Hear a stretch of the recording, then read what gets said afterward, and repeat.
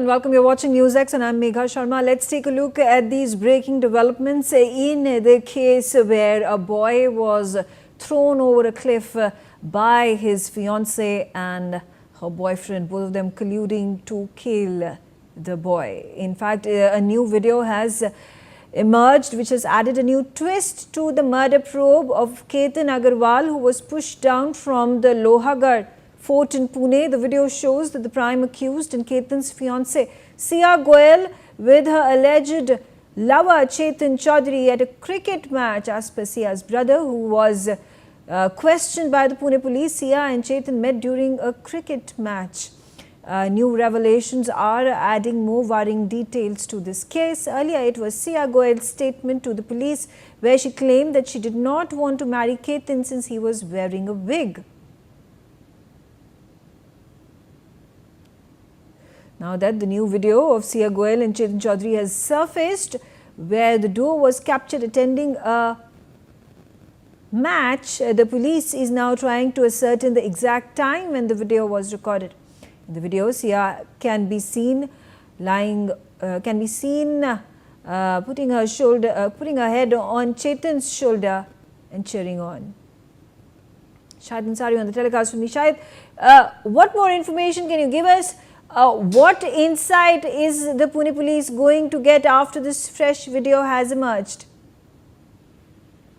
देखिए, इस पूरे मामले में जिस तरह से केतन और सिया का जो मामला रहा है, केतन की हत्या और फिर उसके बाद पुणे पुलिस इस पूरे मामले में जो इन्वेस्टिगेट की है, लोनावला ग्रामीण में पुणे जो ग्रामीण पुलिस ने जो इन्वेस्टिगेट की है, देखिए उस इन्वेस्टिगेशन के बाद बहुत सारी चीज़ें सामने आई है।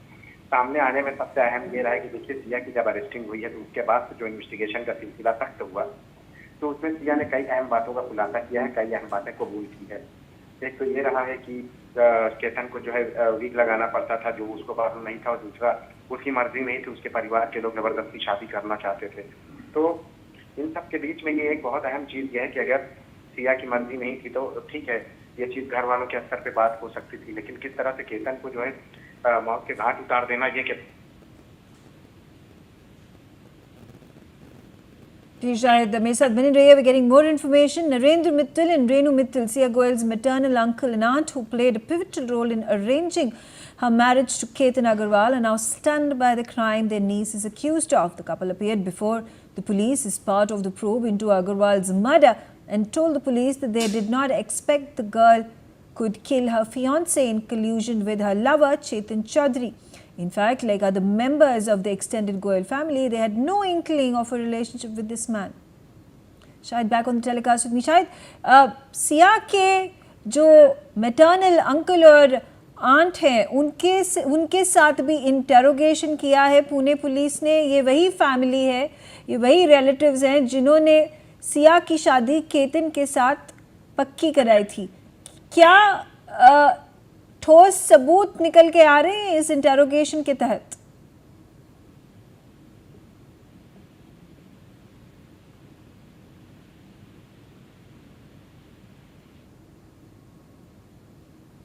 All right, there's in fact more information coming in pertaining to this case. There was a red electric car that was driven by Ketan Agarwal during a trip through the Lohagad fort on the day he was allegedly murdered. This car is under the scanner by the Pune police as part of the ongoing investigation into the matter. Siya and Ketan had driven to the Lohagad fort in the same car on 18th of June, the day the boy was murdered. A video of the car had earlier surfaced on social media featuring Ketan and his fiancée Siya driving with the sunroof open. There is another video also filmed in the car captured a moment between the couple, with Ketan surprising Siya with flowers to celebrate her birthday. All right, I'm being joined by my panelists. Let's bring them into this conversation one by one. I'm going to speak to Dr. Amrit okay, before I get Dr. Amrit Joshi, I'm going to bring in Dr. Swati Jindal Garg. She is an advocate of the Supreme Court. Dr. Jindal, at this point of time, prima facie, in terms of these interrogations that are taking place and videos that are coming out and fresh evidence that is being poured in, claims and counterclaims being made by the boy and girl's family, How do you see the legal proceedings moving forth in the court of law? See, as of now, we know that the matter is still under investigation, but with every passing hour, in fact, with every passing minute, new and new updates are coming in, which are more mind-boggling and which seem to be going in the same direction. All at the moment, well, I'm afraid to say, are pointing at the alleged involvement of Siya and her so-called boyfriend Chetan Chaudhary. There are Yes, various video clips sorry, that sorry, have National become Grid. the CCTV footage, coupled with the fact that there is another one latest that has been doing the rounds where both of them have allegedly met right a day before the murder or the falling of the cliff, as whatever we may call it as of now. And what finally emerges still remains to be seen, but from what has been gathered from what the parents of Sia have been saying that, well, uh, Sia should definitely be hanged if she has done something wrong, or if she has been responsible for the murder and the murderer ought to be punished. The exact evidence and what will be the outcome of the interrogation is still pending. Yeah. But as of now, the situation is, I must say, quite bleak. Okay, also, how do you think the courts, the judges are going to look at this case, especially in wake of what is being reported in terms of the claims that are being made by Sia that she was being coerced, she was reportedly being forced and intimidated by her family members to marry this guy. She was reportedly averse to marrying this boy primarily because the boy wore a wig, and several other of these claims and assertions that are being made by this girl. Do you think these factors will come into play while the case is fought in the court? Yes, definitely, Megha. See, whenever we do not have a direct evidence in this case, if we do not have a direct CCTV footage or an image of someone being shown as pushing him off the cliff, it is the circumstantial evidence and the motive behind the murder, so to say, that would always be a deciding factor as to who has done it. Now, not only the criteria that Sia may have been pressurized into the marriage by her parents, there is also another angle to it wherein, I do not know the authenticity of these claims, but from what has been circulated on the media, apparently she told Ketan that she did not want to marry him, and it was him who had pressured her by saying that, well, the family has a lot of money and they will move the ends of earth to make sure that she marries him. So as of now, say, it is all hearsay. It is all because the Okay. case blown up in the media, and there are 10 stories every second that are moving. Okay. Brinda Adige also on the telecast. Brinda, how do you assess this case? How do you think the psychology of this girl and her alleged boyfriend would have been? What thoughts must be crossing their minds when they decided to take this last resort? Murdering a person has serious consequences, and I don't know, you and me, just general public per se, can't concoct these very heinous crimes in their brains just to terminate the life of a person, no matter how much pressure there may be from their families. Or do you think the pressure was so intense that she did not have a choice? She always had a choice. Let us never forget that she always had a choice. Now she may be blaming her family, she may be blaming the deceased, saying that he tried to force, he threatened, saying they have enough money, all of those kind of things. I think the families themselves are talking and coming out and saying that she never opposed it. She wholeheartedly agreed for all of it. She has also posed and put up some reels. So she's been active on social media. I mean, you can't be doing all of that and saying that I was not interested. There's so many different ways to show that you're not interested if you're pushed into that position. And I think that we must not rule out that the motive was she didn't want to get married. And she concocted, even go into all the psychology of these things. Because we can't even talk of it as saying that she was mentally ill. She planned it. She, in fact, convinced his mother to convince him to come to that spot. So all of this couldn't be out of fear, could it? Okay. That, she was scared that, she's going to be forced into some marriage like this. And what about her own family? Her family says that she was complete agreement of all of this. Now, what comes to my mind is sheer impunity, no fear of law, that we will get away with it. After all, it is going to be circumstantial evidence. We know how our courts function. And even in this particular case, we have a special prosecutor who has been appointed by the Maharashtra government. All cases are not done like this. So there is, of course, a lot of money power also that is getting played over here, so that punishment can be meted out to those people. But all of that secondary. We know that in this case, generally, there is no fear of law. Okay. And All right. they You know know, that more one information. procedural lapse and the whole case falls. Yeah, okay, okay. We'll discuss this very shortly. We're getting more information in this case. There is a candlelight march that has been held in Pimpri Chinchwad by the family members and the residents of the Society of Ketan Agarwal, who was recently killed in a murder case. The participants gathered to pay tribute to him and express solidarity with the bereaved family. During the march, people were seen carrying candles and placards demanding justice for Ketan and calling for strict action against those who are responsible. The event reflected strong public anger and grief over the incident as residents sought swift legal action in the case. Visuals on your screens of that candlelight vigil that has been undertaken by the residents and neighbors of the family of Ketan Agarwal demanding justice for the boy. All right, let me also bring in Dr.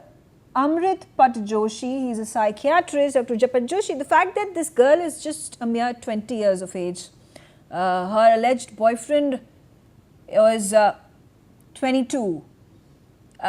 Do you think this is, the fact that they could even think of the fact that they could just get away with it, the police would not be able to nab them, they were smart enough, intelligent enough, prudent enough to have not left any evidences. How do you think are people so young being able to concoct these murders, orchestrate them, and kill another human being? I think it is not just about not being caught. It is about we are in a relationship and there is somebody who is in between us. So there is objectification of the partner, basically. That this is an obstacle we need to remove. What are the consequences? Because I was teaching today a set of judges about the JJ Act, and how the child's mind is. If you look at any age, maybe 20, 21, the young adult, the impulsivity is a very, very core feature of them. The prefrontal cortex is still developing, even though the amygdala is fully developed. So emotionally they are very well developed. But when it comes to impulsivity, when it comes to judgment, when it comes to understanding the consequences of the action, I think they are not fully developed. So here there is objectification of the partner. Somebody is in between both of us. So we want freedom for us. Next is what reports came yesterday about him wearing a wig. I think those have been added on. We also look at an ideal partner bias based on social media, based on what people are seeing on Instagram. They want that my partner should be looking like this, my partner should be this. So somewhere the social media also has a plays a part in. Yeah, but then do you think these pose strong evidences in her behavior, in Sia's behavior vis-a-vis her fiance? Those videos that were circulating where they were dancing together, where he's offering her flowers, she is giggling and laughing and she's hugged him as well. She seems extremely happy. Can this be termed as a facade that was being put by her? Then there is a main problem is empathy erosion. We talk about empathy erosion, where people are totally disenchanted with what they are doing. Empathy, when we want to deliberately harm somebody, empathy has to be suppressed. There is a moral disengagement. People are not now morally, whatever is happening, let it happen. I am not responsible. my ego systems, the narcissistic traits come into the picture. And as madam was telling, this is not the work of a psychotic person. We cannot tell that somebody is psychologically ill. We cannot hide behind the fact. This is a personality where somebody is hell-bent on removing somebody who is coming in between herself and her love or maybe her freedom. And somewhere I won't also take the thing that socially it is not going to be accepted. These are some deliberate, there are some other things that might be involved, which we are not very, very clear. Because she had every option to just get out of the marriage. Okay. But there All is right. some impunity, something that we are missing. Some revenge, something to, look at everybody and tell that No, I can have my way, okay. you can't have your way. Dr. Goel, quickly coming back to you with regards to whether there is going to be any compassion that could be shown by the judges, by the courts. Could this be termed as a crime of passion? Well, Megha, This this question is is for definitely Dr. not a Jindal. crime of passion. This is definitely not a crime of passion. A lot of thought and a lot of planning has gone into it. Considering that fact that this is like Dr. Amrit said, it's a young adult. It's not even a juvenile that we are talking of. A person must pay the consequences of their act. A life has gone. We are not talking about a lost opportunity. We are talking about a lost life. Somebody must pay. An example has to be set. Yes, some might think that, well, she was too young to understand her consequences, but the consequences of her actions. But I don't think that that is the case that we have here. We are talking about a Chetan Agarwal, a Chetan Chaudhary, who is apparently a cricketer going on towards maybe a very good career. We are talking about another girl who's old enough to be married, and the fact that she has planned it not once but twice, and there was apparently the chats tell another story that if this second attempt was also to fail, there was also a third coming up. So it is okay, I will keep doing this until I succeed. This is definitely a pre-planned well executed murder. Okay, all right. Clearly not as well executed as these two people may have liked it in terms of the evidences that have been gathered by the Pune police in being successfully unraveling what actually may have happened on the day when this boy was shoved, he was pushed off the cliff and he lost his life. Brinda Adige, coming to you, and I want to, make this comparison where, I think every few days in a week, we see these instances where, girls kill themselves, commit suicide because of the kind of mental and physical abuse that they face at the hands of their in-laws, because of the pressure that comes from their own families to quote-unquote adjust, to not break their marriages because of the social stigmas and so on and so forth, to a situation over here where the girl has decided to kill her fiance because she does not want to marry him. How do you view these two spectrums? See, if you actually look at cases where women die by suicide or forced to die by suicide or are pushed to suicide, if you look at it not in a technical fashion but in a fashion as a human being, they are pushed to commit suicide. So that is murder. Abetting somebody's suicide.